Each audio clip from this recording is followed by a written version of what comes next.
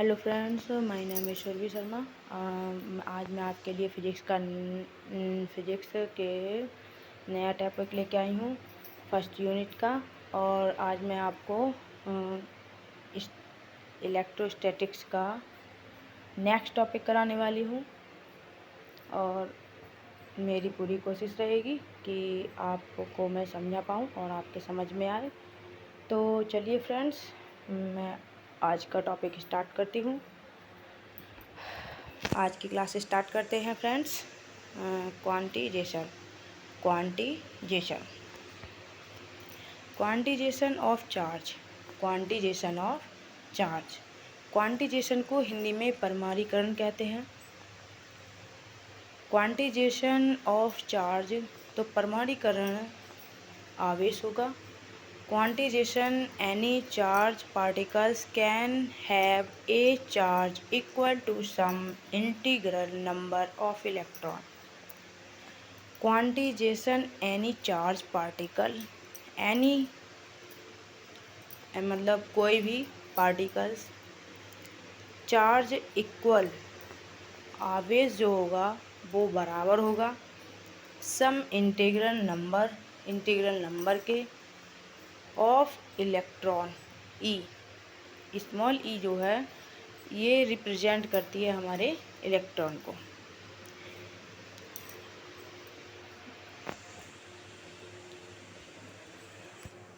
The equation for quantization of charge is, तो quantization of charge की equation है Q equal to plus minus n E.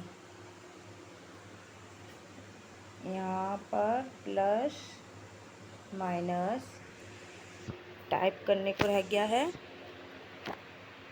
Where Q क्या है इसमें? Q है इज द चार्ज। क्यू एक क्या है? आवेश। क्या है फ्रेंड्स? आवेश। आगे बढ़ते हैं। ई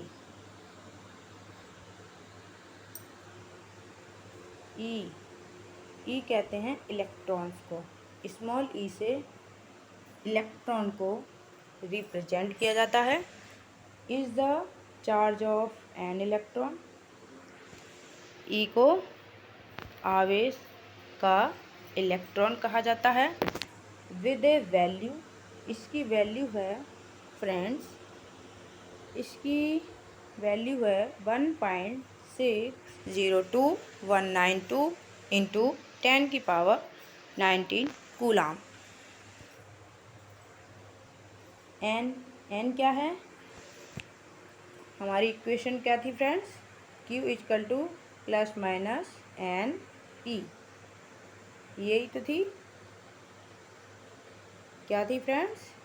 Q equal to plus minus n e, हमारी यही तो इक्वेशन थी। आगे हमने पढ़ी थी अभी। तो इसमें Q हमारा क्या हो गया था? आवेश। N क्या हो गया? एक इंटीग्रल नंबर। क्या हो गया? इंटीग्रल नंबर, जो पॉजिटिव भी हो सकता है और निगेटिव भी। कैसा हो सकता है? पॉजिटिव और निगेटिव। ई क्या है हमारी फ्रेंड्स? इलेक्ट्रॉन। क्या है? इलेक्ट्रॉन। वेयर एन की हम वैल्यू क्या रख सकते हैं फ्रेंड्स? 1 2 3 डॉट डॉट डॉट, आगे तक हम लिख सकते हैं 4 5 6 7 8। इसे एन की वैल्यू हम पॉजिटिव भी रख सकते हैं, नेगेटिव भी रख सकते हैं। ई क्या है फ्रेंड्स? इलेक्ट्रॉन। अभी मैंने बताया था आपको। तो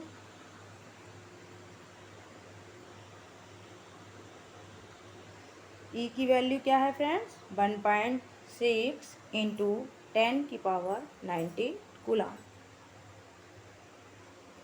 इतना समझ गए friends? Charge is invariant, it does not change with change in velocity. आगे चलते हैं। नेक्स्ट टॉपिक है friends coulombs law. Coulomb law. क्या है नेक्स्ट टॉपिक हमारा? Coulomb law. अब हम कूलम्ब लॉ के बारे में जानते हैं। कूलम्ब लॉ कंसीडर टू, यहाँ पे थोड़ा टाइप गलत हो गया है, टू, ये वाला टू आएगा। Two charge Q1 Q2 separate by distance R। दो चार्ज होते हैं हमारे Q1 और Q2 जो सेपरेट हैं दो भागों में, किसके द्वारा? R। किसके द्वारा? डिस्टेंस R के द्वारा हमारे Q1 और Q2 रिप्रेजेंट हैं। फोर्स ऑफ अट्रैक्शन, रिपल्सन, यहाँ पे proportion, product of charge Q1 Q2 inversely proportional to square to distance between them 1/r square. Next page पे समझाती हूँ मैं आपके लिए। ऐसे हमारे दो आवेश हैं, एक है हमारा Q1, दूसरा है हमारा Q2। इन दोनों के जो बीच की दूरी है ये है हमारी R। Q2 इधर इस साइड में फोर्स लगाएगा जो Q2 रहेगा, Q1 इस साइड में फोर्स लगाएगा, ये हमारा F1 रहेगा। F1 F2 हो जाएगा, इक्वल टू F2 F1 हो जाएगा। F1 F2 और F21 ये हमारे न्यूटन का थर्ड लॉ होता है, मोशन ऑफ लॉ, तीसरे नियम को रिप्रेजेंट करता है। न्यूटन के कौन से नियम को रिप्रेजेंट करता है? ये तीसरे नियम को, थर्ड लॉ जो था न्यूटन का उसे रिप्रेजेंट करता है। फ्रेंड्स ऐसे चलते हैं। देखो एक Q1 है, Q2 है। Q1 Q2 अपने इस साइड में फोर्स लगाता है जो F2 है, Q1 आगे की तरफ फोर्स लगाता है, ये Q1 है। तो friends F1 F2 F2 F1 अभी मैंने बताया था कि ये न्यूटन के थर्ड लॉ ऑफ मोशन को रिप्रेजेंट करता है। F प्रोपोर्शनल Q1 Q2, तो F proportional 1/r square inversely proportional, तो F proportional Q1 Q2 upon R square inversely proportional. तो आगे चलते हैं फ्रेंड्स, यहाँ तक आपके सबके समझ में आया होगा। It states that force of attraction, force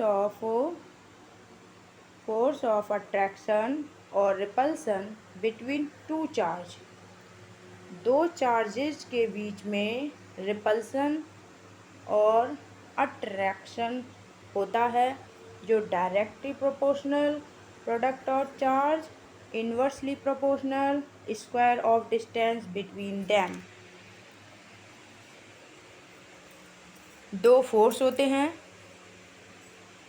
दो चार्जेस होते हैं जिनके बीच में जो फोर्स लगता है वो अट्रैक्शन और रिपल्सन का लगता है, directly proportional to product of charge and inversely proportional to square of distance between them. तो F proportional Q1 Q2 equation first, F proportional 1/r square inversely proportional equation second. जब हम इन दोनों equation को आपस में जोड़ देंगे, जब हम इन दोनों इक्वेशन को आपस में जोड़ेंगे तब हमारा F proportional Q1 Q2 upon r square inversely proportional बनेगा।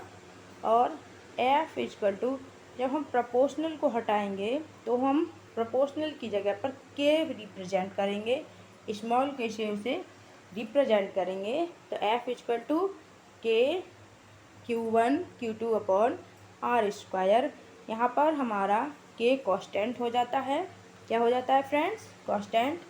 K की value 1/4 pi r square 4 pi epsilon 0। क्या हो जाता है हमारा?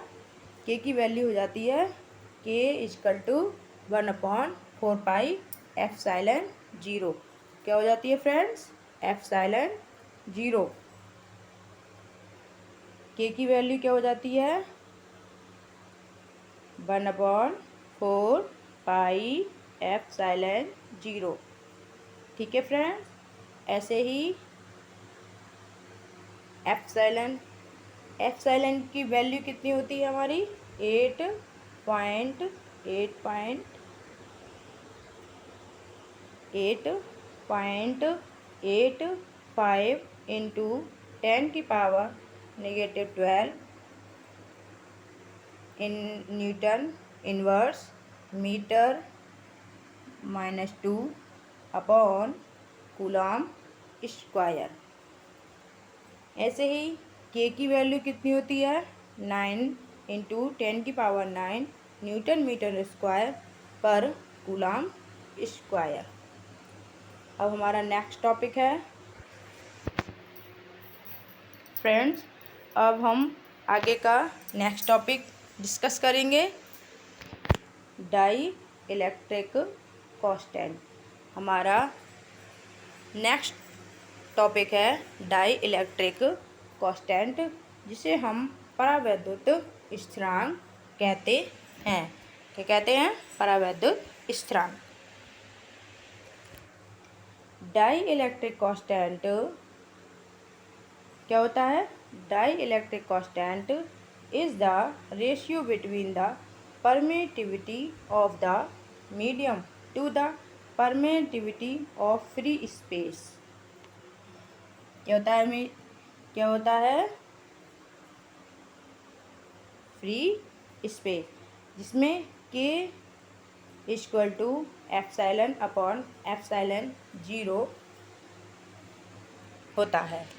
तो the characteristic of dielectric material are determined by the dielectric constant and it has no unit. इसमें बताया गया है कि the characteristics of a dielectric material, dielectric material मतलब परावैद्युत धातु, are determined by dielectric constant परावैद्युत स्थिरांक, इट हैज़ नो यूनिट्स कोई यूनिट्स नहीं रखती है। इसे हम और क्या कह सकते हैं? इसे हम डाई इलेक्ट्रिक कांस्टेंट को रिलेटिव परमिटिविटी कह सकते हैं, इसे हिंदी में आपेक्षिक विद्युतशीलता कहा जाता है। आगे चलते हैं। डायमेंशन फॉर्मूला, इसका डाई इलेक्ट्रिक कांस्टेंट का डायमेंशन फॉर्मूला है m0 L0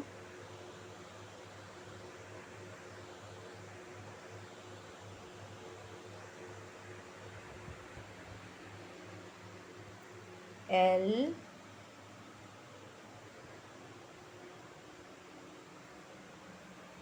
L0 T0। इसकी डायमेंशन क्या होती है? m0 L0 T0। इसे हम परावैद्युत स्थिरांक विमीय राशि कहते हैं। क्या कहते हैं? परावैद्युत विमीय राशि। चलो नेक्स्ट। अब फ्रेंड्स हम कुछ डाई इलेक्ट्रिक कांस्टेंट जान लेते हैं कि किसका कितना डाई इलेक्ट्रिक कांस्टेंट होता है। ऐसे ही मेरी फ्रेंड्स कि वाटर का जानते हैं पहले।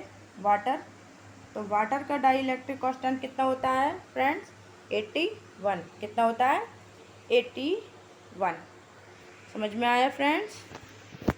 Die electric constant of material, material का डाई इलेक्ट्रिक कांस्टेंट कितना होता है? इन्फिनिटी। कितना होता है? इन्फिनिटी। ऐसे ही अवरक, अवरक का डाई इलेक्ट्रिक कांस्टेंट कितना होता है फ्रेंड्स? अवरक का डाई इलेक्ट्रिक कांस्टेंट कितना होता है? 3 से 6। कितना होता है? 3 से 6, 3 से 6। अवरक का डाई कांस्टेंट जो होता है वो कितना होता है? 3 से 6।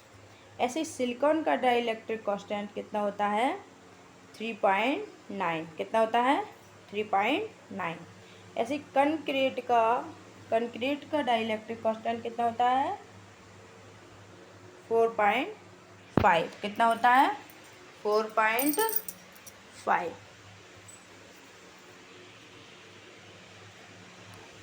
चलो फ्रेंड्स, कुछ हम एग्ज़ाम से रिलेटेड कॉमन डाइलेक्ट्रिक कांस्टेंट जान लेते हैं जो एग्ज़ाम में ज़्यादातर पूछे जाते हैं। एग्ज़ाम को ध्यान में रख के ही जो एग्ज़ाम में पूछे जाती है वही चीज़ मैंने इस स्लाइड में नोट की है आपके लिए। इसमें कुछ कॉमन डाइलेक्ट्रिक कांस्टेंट हैं जो एग्ज़ाम के लिए बहुत ज़रूरी हैं। चलो देखते हैं डाइलेक्ट्रिक मटेरियल और डाइलेक्ट्रिक कांस्टेंट। ड्राई एयर का डाइलेक्ट्रिक कांस्टेंट है 1.00059। कितना? 1.00059। ऐसे ही पॉलीप्रोपिलीन का डाई इलेक्ट्रिक कांस्टेंट कितना है? 2.1। कितना है? 2.1।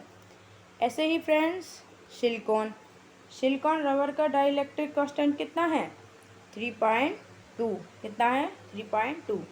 प्लेक्सीग्लास का डाई इलेक्ट्रिक कांस्टेंट कितना है? 3.4। कितना है? 3.4।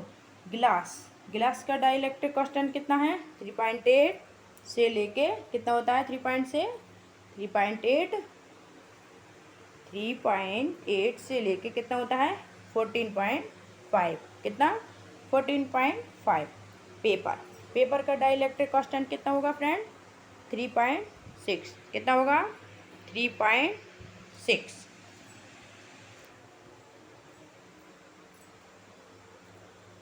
अब नेक्स्ट टॉपिक जानते हैं इलेक्ट्रिक फील्ड। चलिए फ्रेंड्स, नेक्स्ट टॉपिक जानते हैं अब डाई इलेक्ट्रिक मतलब इलेक्ट्रिक फील्ड। नेक्स्ट टॉपिक का क्या नाम है? Electric field. इलेक्ट्रिक फील्ड क्या होता है? It is defined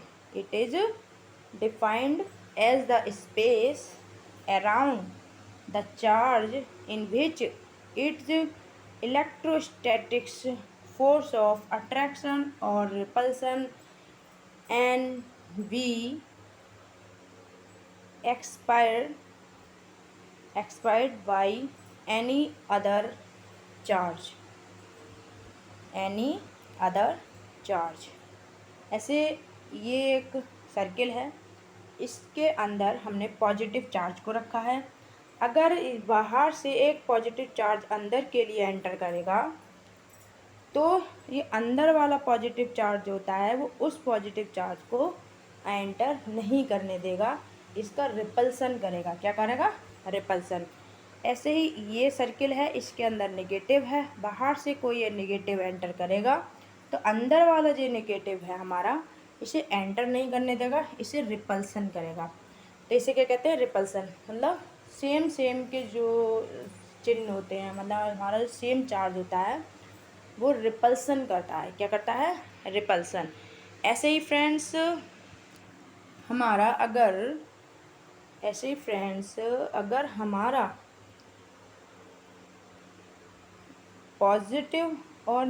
positive charge इसके अंदर है, अगर नेगेटिव एंटर करता है तो ये एंटर करने देगा और इसको अट्रैक्ट कर लेगा। क्या कर लेगा? अट्रैक्ट कर लेगा, अपनी तरफ को खींचने लगेगा, आकर्षण करने लगेगा। ऐसे ही इसके अंदर अगर नेगेटिव है, अगर पॉजिटिव एंटर करेगा तो ये धीरे धीरे इसे आकर्षण करने लगेगा, अट्रैक्शन करने लगेगा, क्योंकि ये अपोजिट चार्ज है दोनों, एक पॉजिटिव है, एक नेगेटिव है। ऐसे ही नेक्स्ट स्लाइड, यहाँ पर मैंने सेकंड फिगर आपको मेंशन किया है।